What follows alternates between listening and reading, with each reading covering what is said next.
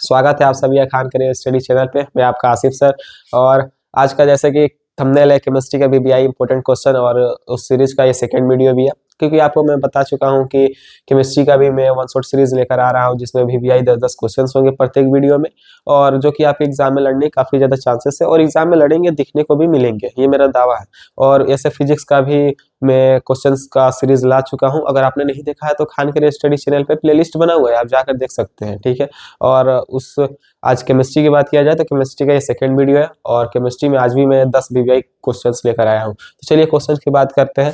Questions कौन कौन से हैं आपको हम दिखा दें। पहला क्वेश्चन है कि जारण और निस्तापन में अंतर स्पष्ट करें। जारण और निस्तापन में अंतर स्पष्ट करें। जारण को भर्जन भी बोला जाता है, इसको हम भर्जन भी बोलते हैं, ठीक है। तो ये ना कि करें कि अगर भर्जन और निस्तापन में अंतर स्पष्ट करें तो दूसरा कुछ मत लीजिएगा, क्योंकि जारण को ही भर्जन कहा जाता है, इसका दूसरा नाम है।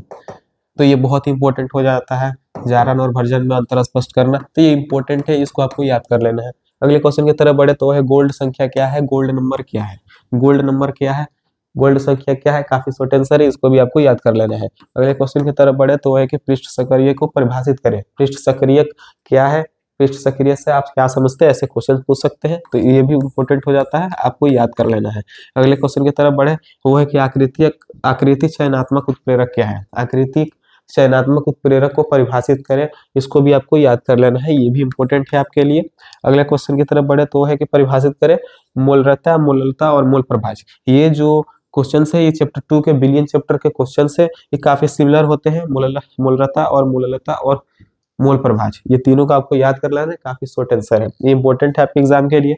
अगले क्वेश्चन की तरफ बढ़े तो वो है कि अधिशोषण तथा अवशोषण में अंतर स्पष्ट करें। अधिशोषण और अवशोषण, ये दोनों में आपको अंतर स्पष्ट करना है, इनको परिभाषित भी करें तो आप लोग याद कर लीजिएगा, इनका परिभाषा, इनका डिफिनीशन ये होता क्या है, और अंतर स्पष्ट भी करना है आपको। ये भी इंपॉर्टेंट आपके लिए एग्जाम के लिए हो जाता है, 2026 के एग्जाम में आने काफी ज्यादा चांसेस है। अगले क्वेश्चन की तरफ बढ़े तो वो है कि एंजाइम उत्प्रेरक क्या है। एंजाइम उत्प्रेरक क्या है, इसको आपको डिफिनीशन देना है। अगले क्वेश्चन की तरफ बढ़े तो वो है कि समांगी उत्प्रेरक क्या है, उदाहरण बताए। इसका भाई भी एक विषमांगी उत्प्रेरक, उसको भी आप लोग याद कर लीजिएगा। लेकिन ज्यादातर बात किया जाए वीवीआई की, सबसे ज्यादा वीवीआई की तो है समांगी उत्प्रेरक क्या है, और उसको उदाहरण आप बताएं। अगले क्वेश्चन की तरफ बढ़े तो है कि समतुल्य चालकता, मोलर चालकता तथा विशिष्ट चालकता को परिभाषित करें।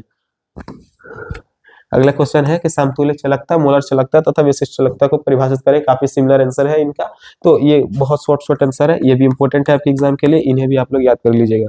अगला क्वेश्चन है कि ठोस में बिंदु दोष से आप क्या समझते हैं। पहला चैप्टर का है बिंदु दोष, जिसमें शॉर्टकी दोष भी होता है, फ्रेंकल दोष भी होता है, वो भी इंपॉर्टेंट है। लेकिन उसके साथ साथ ये भी एक क्वेश्चन आता है कि ठोस में बिंदु दोष से आप क्या समझते हैं, ठीक है। वो पॉइंट डिफिट क्या है, ये इंग्लिश में भी आपको पूछ सकता है, तो ये बहुत ज्यादा इंपॉर्टेंट क्वेश्चन है। तो आज के वीडियो में 10 क्वेश्चन रह चुके हैं आपके, ये काफी ज्यादा इंपॉर्टेंट है, इसे आप याद कर लीजिए रिवीजन के तौर पे, इन्हें आप बिल्कुल भी ना छोड़िए, क्योंकि 2026 एग्जाम में आपको डायरेक्ट देखने को भी मिल सकते हैं।